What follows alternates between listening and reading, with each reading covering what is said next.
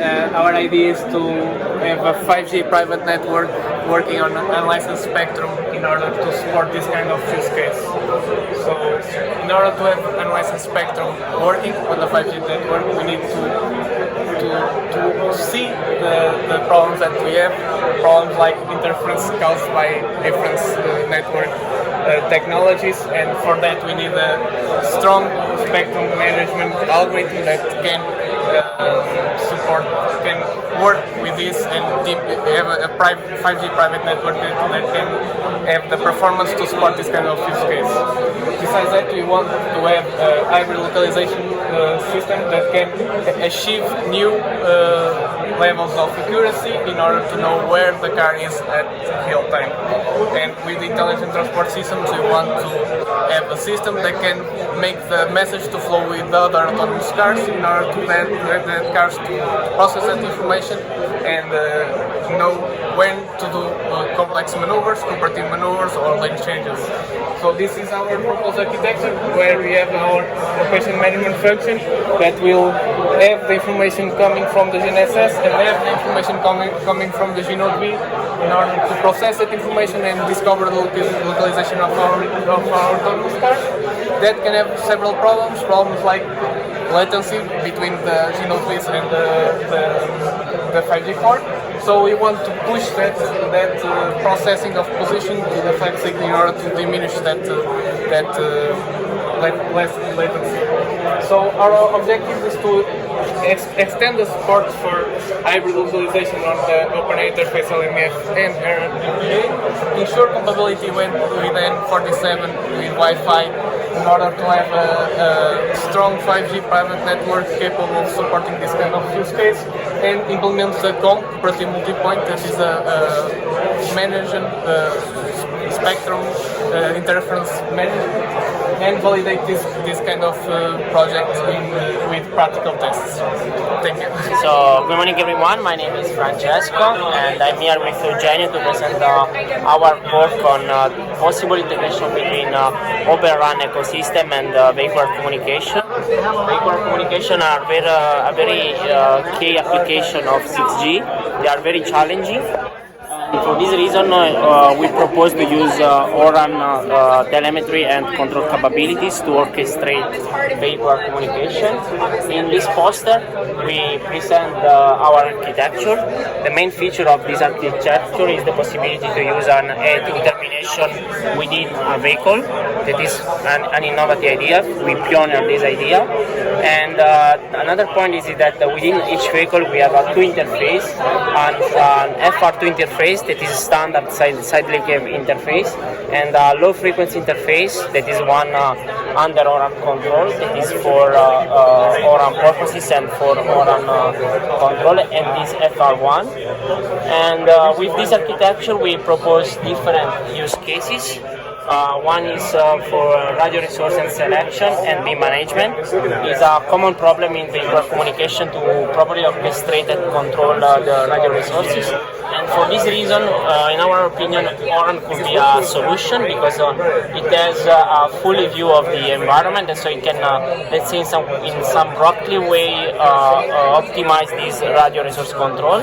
Similarly, for the relay selection, for this specific use case, we started some simulation by using a network simulator that has been recently integrated with OpenRAN interface. And we have some results where we show how XAF is able to, if it is programmed in a good way, it can be able to improve the packet received ratio with respect to a managed approach like only using directly. And the last use case we are working is the possibility to use ORAN to create a digital twin of the environment. If you want to have more information about this, there is here our paper, so the reference, and you can contact me or Eugenio at that email. So thank you everyone. So we're presenting a open source 5G uplink smart jammer, and the way we do that is we use OpenAirInterface. And so first we have an algorithm to identify the 0 and ZI value, and then that allows process to attack a particular user on the network, and we look at their DCI message, and that DCI message tells the time and frequency that we can use in the attack. And so in that case, we align the jamming signal in frequency and time to attack the specific user, and effectively that reduces their throughput depending on the SNR that we use in our attack. That's it. Our new products.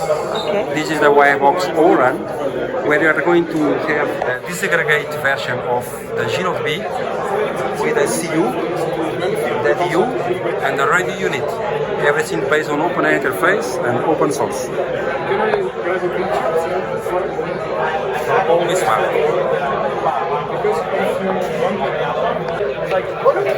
Hi, I'm Melissa from EpiSci.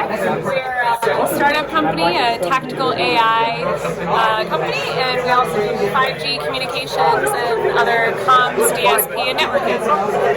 So this poster here is our 5G L2 emulator. Some of the benefits of the 5G L2 emulator is one, it allows you to do many different experiments. So you can basically model different protocols. You can conduct different channel models, including MIMO channel models, which we have internally, and CISO channel models. You can also apply beamforming or maybe other types of channel, like lunar channel models.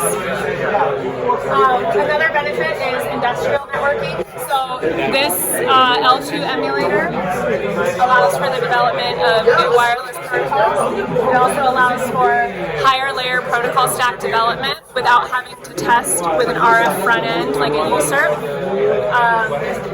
And then lastly, the development process, it makes it quite repeatable. You can do continuous testing, multiple different emulation testing environments. Over here on the right is the block diagram. So here we have the OAI UE, and basically what we do is in the map, we take the packets, we convert them into MFABI packets, and we pass them over to the proxy. What the proxy source code is going to then do is basically model the PHY layer. And at that point, if you wanted to develop, you could develop other channel models, again, like CISO, MIMO channel models, you can implement those. Or you could use the open source proxy, which has the bypass model, meaning it's basically perfect channel conditions. And then it goes back to the G-node-B or vice versa. We did deploy this with the 5G core network as well, so you can actually inject true IP traffic. If we come down here, these are some diagrams of specific demos.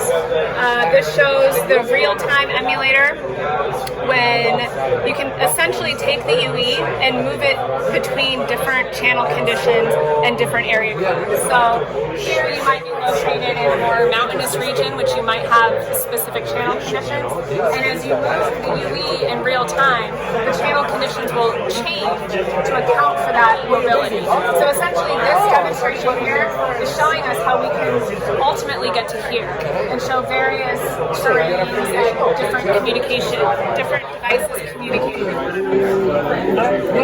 And in this last demo here, this is going to show our scalable network. So this is a high fidelity scalable model. So what it means is you can, in LTE we were able to get 16 to 25 UEs. In 5G we were able to get 30 UEs. We individually deploy, 20 UEs in their own LXC Linux containers, and you're able to move them around where each of these little squares, you can set the scale. It could be 2 meters or 10 meters, and you can randomly move them, you can manually move them, and you can see the effects of the channel in real time. You can do ping traffic and IP traffic, and as you're moving the UE away, the ping traffic might slow down or it might stop completely, and as we move it closer, the connection will be reestablished. And then lastly is EpiSci's 5G portfolio and roadmap. We kind of talked about this in the previous demo, but basically some other communication and networking things going on at EpiSci include distributed beamforming, RAN, intelligence controller, of course, OAI e-main, which we love, distributed MIMO, AI, and then applying machine learning to network management.